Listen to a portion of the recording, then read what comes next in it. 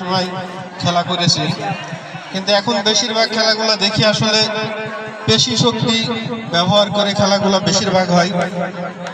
এদের ভিতরে যে খেলার যে বিভিন্ন কলা কৌশলগুলো আছে, যে টেকনিকগুলো আছে, এগুলো বেশিরভাগ দেখি ব্যবহার হয় না। বেশিরভাগই একজন প্লেয়ার যখন বল ধরে দেখে নিয়ে একাই মনে হয় যে আমি গোল দেব, আর কাউকে হয়তো বলটা আমি দেব না।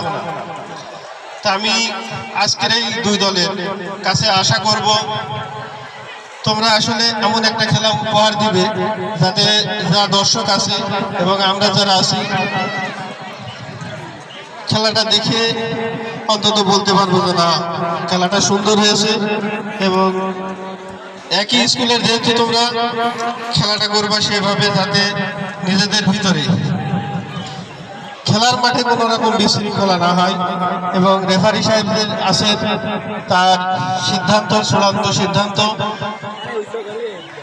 বলে মেনে নিয়ে খেলার এখানে দাঁড়াতে হবে এবং খেলা করতে হবে। কোনো বিশৃঙ্খলা না করে সুষ্ঠুভাবে খেলাটা হলে স্কুলের যেমন একটা সুনাম আছে, তোমাদেরও সুনাম আছে। আর এই